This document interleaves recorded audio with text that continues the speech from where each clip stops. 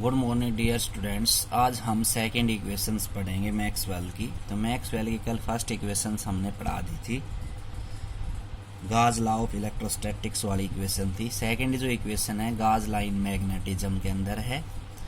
तो मैग्नेटिज्म के अंदर गाज लॉ क्या होता है, B dot D L is equal to zero, means line integral of the magnetic field over the closed path is equal to zero. ये था मैग्नेटिक गाज लाइन इलेक्ट्रोस्टैटिक्स और गाज लाइन मैग्नेटिज्म के अंदर। थर्ड इक्वेशन हमारी क्या है, Faraday law of electromagnetic induction की।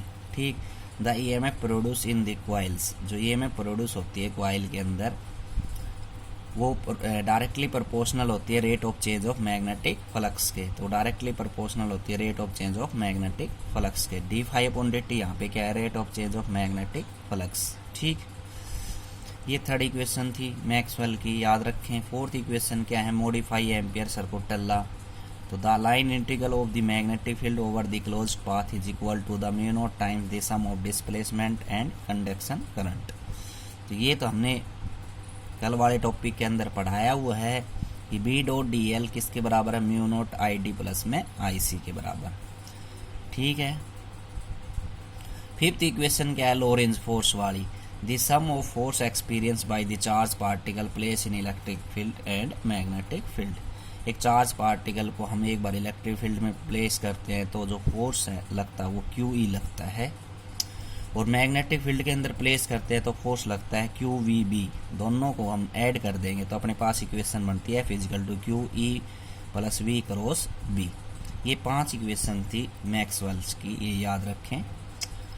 इंपोर्टेंस ऑफ मैक्सवेल इक्वेशंस, क्या इंपोर्टेंस थे इसके। Static charge produce electric field E. तो इलेक्ट्रोस्टैटिक्स के अंदर जो स्टैटिक चार्ज होता है वो इलेक्ट्रिक फील्ड क्रिएट करता है, प्रोड्यूस करता है। Moving charge electric and magnetic field दोनों क्रिएट करता है, ये बात हमने पढ़ाते वक्त बताई थी। Accelerated charge particle produce electromagnetic wave. Accelerated करता हुआ चार्ज पार्टिकल्स वो मैग्नेटिक वेव प्रोड्यूस करता है। The electromagnetic wave are moving in vacuums। Electromagnetic waves जो हैं वो वैक्यूम के अंदर मूव करती हैं। किस स्पीड के साथ करती हैं वो 3 × 10⁸ मीटर पर सेकेंड। वो स्पीड किसकी होती है, स्पीड ऑफ लाइट की होती है। Electromagnetic wave are transverse in nature. ठीक, इलेक्ट्रोमैग्नेटिक जो वेव हैं वो ट्रांसवर्स नेचर की होती हैं।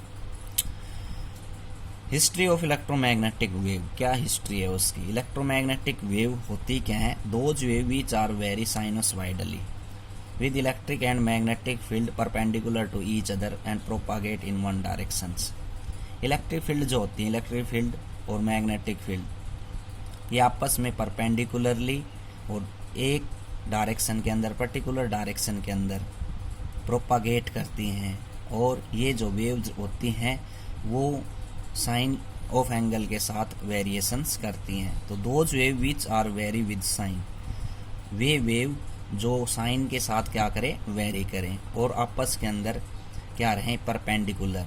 जिस डायरेक्शन के अंदर वो प्रोपागेट कर रही हैं उसी डायरेक्शन के अंदर आपस में क्या रहती हैं, परपेंडिकुलर। उसको हम क्या कहते हैं, electromagnetic wave. Maxwell electromagnetic wave की स्पीड के लिए फॉर्मूला बनाया था, C इज इक्वल टू 1/म्यू नोट एप्सिलॉन नोट का अंडर रूट। ठीक है, म्यू नोट रिलेटिव परमिबिलिटी होता है, एप्सिलॉन नोट रिलेटिव परमिटिविटी होता है। म्यू नोट की वैल्यू 4 पाई इंटू 10⁻⁻7 होती है और एप्सिलॉन नोट की 8.85 इंटू 10⁻12 होती है। ये वैल्यू सभी पुट कर देंगे तो यहाँ पे आंसर आएगा C is equal to 3 × 10⁸ metre पर सेकेंड। अगर मीडियम प्रेजेंट है तो म्यू नोट की जगह फ्री स्पेस के अंदर है ये, तो म्यू एम हो जाएगा और एप्सिलॉन नोट एम हो जाएगा, तो C की value. Electromagnetic wave are transverse nature, transverse nature की होती है, ये हमें प्रूव करके दिखाना है। तो सबसे पहले हम कोई भी एक प्लेन वेव मान लेते हैं जो x डायरेक्शन के अंदर प्रोपागेट कर रही है। ठीक है, और जो वेव प्रोपागेट कर रही है उसके चारों ओर हमने क्या मान लिया, एक parallel pipe placed at XYZ 3 axes of plane. Plane के 3 एजेज के ऊपर हमने क्या मान लिया, एक पैरेलल पाइप मान लिया। ठीक, तो net charge enclosed in parallel pipe is 0। अंदर जो चार्ज है, नेट चार्ज क्या है, 0 है। तो ये ट्रांसवर्स नेचर प्रूव करने के लिए हमें गाज थ्योरम अप्लाई करनी पड़ेगी, और गाज थ्योरम में क्या कहती है, line integral is equal to q upon में एप्सिलॉन नॉट। तो लाइन इंटीग्रल्स क्या है, E dot D S is equal to q upon epsilon naught. तो प्रत्येक हम इसके पाथ के ऊपर ई डॉट डी एस लगाएंगे। तो पहले हमने कौन सा फेस ले लिया, ओ जी एफ ई, ओ जी एफ ई, मतलब ये वाला फेस ले लिया, लेफ्ट हैंड साइड वाला ओ जी एफ ई। ठीक, उसके बाद सेकंड नंबर पे E D S, B C D A, B C D A, ये राइट हैंड साइड वाला पाथ ले लिया, plus E dot D S G F C B, G F C B ऊपर वाला ले लिया, plus E dot D S O E D A, O E D A नीचे वाला ले लिया। एक बार लेफ्ट वाला, राइट वाला, ऊपर वाला, नीचे वाला, आगे वाला और पीछे वाला बच गया। E dot D S F C E D, पीछे वाला और आगे वाला, और ए ओ जी बी। ठीक, ए ओ जी बी, आगे और पीछे वाला बराबर 0। चार्ज 0 है तो क्यू अपॉन एप्सिलॉन नॉट 0 हो जाएगा। ठीक, ई डॉट डी एस पहले केस में जो एंगल बन रहा है लेफ्ट वाली साइड के अंदर वो 180 डिग्री का बन रहा है अपोजिट डायरेक्शन के अंदर की वजह से। दूसरे साइड वाले जिस डायरेक्शन के अंदर वेव प्रोपागेट कर रही है उसी डायरेक्शन के अंदर हम बात करें एंगल की, तो वो एंगल बनेगा 0 डिग्री, और बाकी सभी केस के अंदर क्या बनेगा 90 डिग्री। ये वाले फेस के अंदर भी, ऊपर वाले फेस के अंदर भी, और नीचे वाले फेस के अंदर भी। जो इलेक्ट्रिक फील्ड और मैग्नेटिक फील्ड इस प्लेन के अंदर वेव के अंदर प्रोपागेट कर रही हैं वो आपस के अंदर परपेंडिकुलर रहती हैं, लेकिन अलोंग एक्स एक्सिस की बात करें तो थीटा की वैल्यू क्या आएगी, 0 आएगी, और अपोजिट क्या आएगी 180। बाकी सभी केस में जो एंगल बनेगा वो 90 डिग्री का बनेगा। ठीक है, इसकी बात कर लें हम थर्ड फेस की, जी एफ सी बी। ठीक, जी एफ सी बी, तो ये फेस जो है, इस फेस के अंदर जो वेव की डायरेक्शन रहेगी इस फेस से परपेंडिकुलर रहती है। ठीक, ऐसे नीचे वाले फेस के अंदर, ऐसे आगे वाले और पीछे वाले केस के अंदर, इसलिए सभी एंगल 90 डिग्री के बनेंगे। Let S be the surface area of electromagnetic wave in X direction E X and Y direction in E dash X. ये सरफेस एरिया हमने मान लिया, ई एक्स और ई डैश एक्स मान लिया, एक्स डायरेक्शन के अंदर और वाई डायरेक्शन के अंदर। जब ये वैल्यू थीटा बराबर 180 है, ये थीटा बराबर 0, ये थीटा बराबर 90, तो कोस 90 का मान 0 होता है, और कोस थीटा 0 का मान होता है 1, और कोस 180 का मान होता है -1। सिर्फ ये दो वैल्यू बचेंगी, बाकी सारी वैल्यू क्या हो जाएंगी, 0 हो जाएंगी। तो देखो कैसे, E dot D S A B C D minus में ओ जी एफ ई। ठीक, 180 की माइनस वाली वैल्यू होगी, बाकी 0। तो ई डॉट डी एस ई हम बाहर निकाल लेंगे, डी एस का इंटीग्रेशन कर देंगे, एस हो जाएगा सरफेस एरिया, और सरफेस एरिया हमने एक्स डायरेक्शन के अंदर मान लिया एस, और ई एक्स क्या मान ली, उसकी इलेक्ट्रिक फील्ड।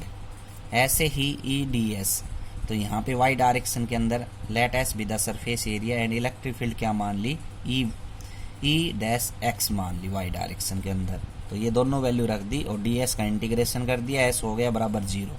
तो अपने पास वैल्यू क्या बचेगी, एस कॉमन आ जाएगा, ई एक्स बराबर ई डैश एक्स। सरफेस एरिया जो है वो 0 नहीं हो सकता, 0 कौन सी वैल्यू होगी, E X minus E dash X.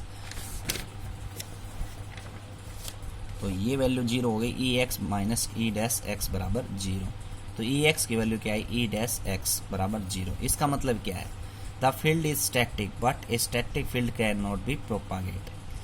ये एक्स डायरेक्शन के अंदर वाई डायरेक्शन के अंदर दोनों वैल्यू 0 आ रही है, इसका मतलब ये है कि इलेक्ट्रिक फील्ड क्या है, 0, और इलेक्ट्रिक फील्ड 0 हो गई तो इसका मतलब स्टैटिक फील्ड है, स्टैटिक फील्ड कभी भी प्रोपागेट नहीं करती। देयरफॉर ई एक्स बराबर ई डैश एक्स बराबर 0।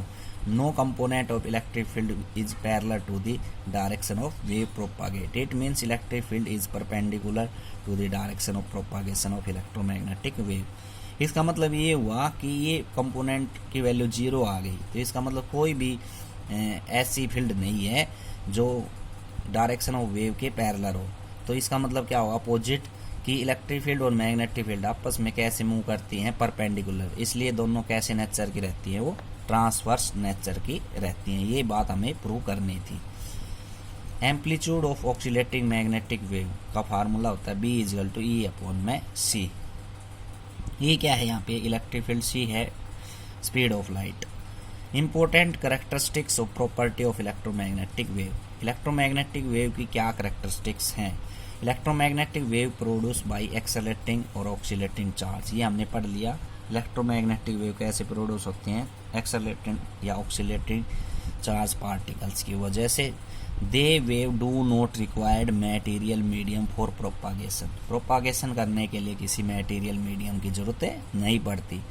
These wave travels in the free space with the speed of 3 × 10⁸ metre पर सेकेंड। ये स्पीड ऑफ लाइट की फ्री स्पेस के अंदर स्पीड ऑफ लाइट की तरह मूव करती हैं, उतनी स्पीड से मूव करती हैं। और इसकी रिलेशन क्या होती है, सी बराबर 1/√ε0μ0। Electromagnetic wave show sinusoidal variation in both magnetic and electric field.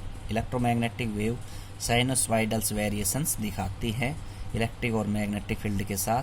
In electromagnetic wave the oscillating of E and B are in same phase, इनका फेज आपस में क्या रहता है, सेम रहता है।